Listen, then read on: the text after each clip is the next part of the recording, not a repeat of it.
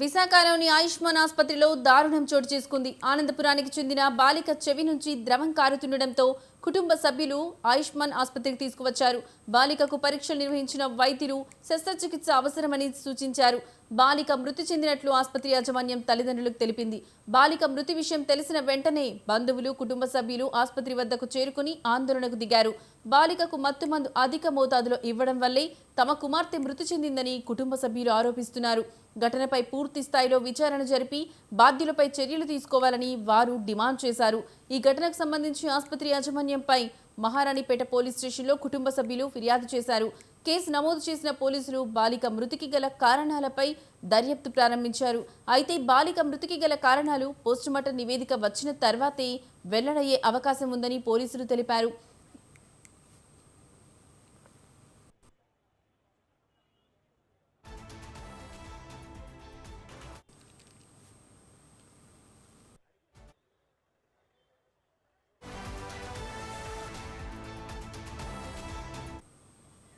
దీనిపై మరింత సమాచారం మా విశాఖ ప్రతినిధి సూర్యప్రకాష్ అందిస్తారు.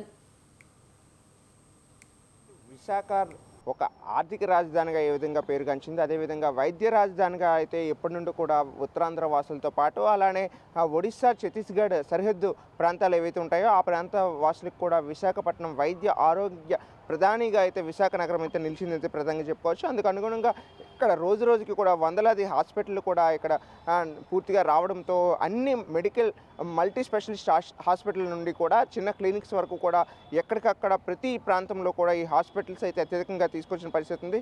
ఏ సమస్య ఉన్నా సరే, ఒక మనిషికి అనారోగ్య కారణంగా ఎటువంటి సమస్య ఉన్నా సరే దానికి పూర్తి అనుగుణంగా ఇక్కడ వైద్య సదుపాయాన్ని అందించడానికి అయితే దాదాపు విశాఖ నగరం అంతా కూడా పూర్తిగా పేరుగాంచిందని చెప్పుకోవచ్చు. ప్రధానంగా ఏదైతే కేజీహెచ్ ప్రభుత్వ ఆసుపత్రి గత 100 ఏళ్ల చరిత్ర కూడా కలిగిన ఈ యొక్క ఆంధ్ర మెడికల్ యూనివర్సిటీకి సంబంధించి ఆంధ్ర మెడికల్ కాలేజ్తో పాటు కేజీహెచ్ కావచ్చు, ఇలానే విమ్స్ హాస్పిటల్, వీటితో పాటు దాదాపు ప్రైవేట్ ఆసుపత్రులు వందలాది హాస్పిటల్ అన్నీ కూడా విశాఖ నగరంలో పూర్తిగా రావడంతో అయితే ఎక్కడికక్కడ ఇక్కడికి రావడానికి వైద్యులంతా కూడా ఈ ప్రాంతానికి అయితే వస్తుంటారు. కానీ ప్రస్తుతం ఉన్న పరిస్థితుల్లో గత 4 నెలల్లో దాదాపు ఎక్కడికక్కడ మెడికల్ ఎర్రర్స్ జరగడం అనేది సర్వసాధారణంగా జరుగుతుంటుంది. కానీ గత 4 నెలల్లో అయితే ప్రైవేట్ ఆసుపత్రులు పుట్టుకొడుగుల్లా పుట్టుకు రావడంతో ఎక్కడికక్కడ వారి యొక్క ప్రాణాలు ఏవైతే ఉంటాయో అవన్నీ కూడా గాల్లో కలిసిపోతున్నా కూడా కనీసం స్పందించలేని విధంగా అయితే వైద్య శాఖ అధికార యంత్రాంగం పనిచేస్తుందని అయితే ప్రధానంగా మనం చెప్పుకోవచ్చు.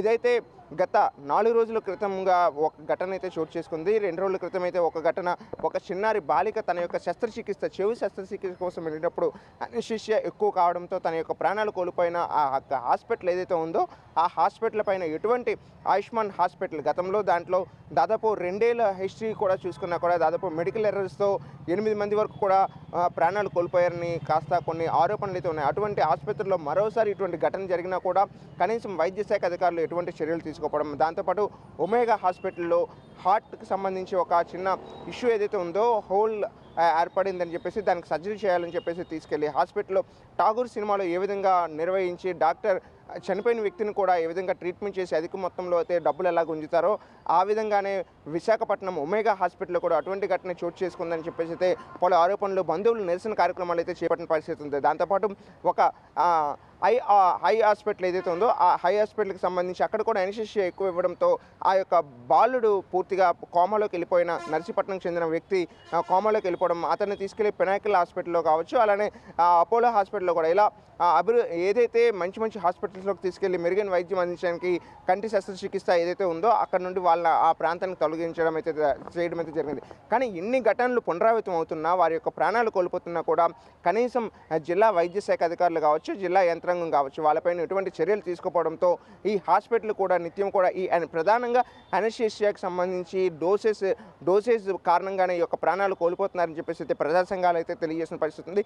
ఎప్పటికైనా వైద్య శాఖ అధికారులు అయితే తక్షణమే దీనిపైన స్పందించి ఈ ప్రైవేట్ ఆసుపత్రుల్లో దాదాపు 4 నెలల క్రితం 4 నెలల్లో 43 మెడికల్ ఎర్రర్స్ జరిగాయని చెప్పేసి అయితే పలు సంఘాలు అయితే తెలియజేస్తున్నాయి. కానీ 43 మెడికల్ ఎర్రర్స్లో కూడా పూర్తిగా ఏవి కూడా బయటికి రాకపోవడంతో దాదాపు జరిగిన చెదురుముదురు ఘటనలు ఏవైతే 4-5 వరకు మాత్రమే ఈ యొక్క మెడికల్ పూర్తిగా వారి ప్రాణాలు కోల్పోయిన తర్వాత మీడియా వరకు అయితే వచ్చి వారి యొక్క బాధని, ఆవేదన అయితే వ్యక్తం చేస్తున్న పరిస్థితి ఉంది. కానీ దాని కారణంగా వాళ్ళు ప్రాణాలు కోల్పోయిన తర్వాత మాత్రమే వీళ్ళు ఈ విధంగా చూడడంతో దాదాపు ఎవరైతే రోగులు కానీ ఇక్కడికి రావడానికి హాస్పిటల్స్కి రావడానికే భయపడే విధంగా అయితే ఇక్కడ ఉండడంతో వచ్చిన వారి దగ్గర నుండి కూడా అధిక మొత్తంలో ఒక పర్యవేక్షణ లేకుండా అత్యధికంగా అయితే ధనాన్ని అయితే దోచుకోవడంతో వారి ప్రాణాలతో పాటు వారి యొక్క ఆర్థికంగా కూడా నష్టపోతున్న పరిస్థితి ఉండడంతో ఇప్పటికైనా సరే వైద్య శాఖ అధికారులు దానిపైన తగు చర్యలు తీసుకొని ఇటువంటి ఘటనలు పునరావృతం కాకుండా చూడాలనే విషయాన్ని అయితే ప్రజలు కోరుకున్న పరిస్థితి ఉంది.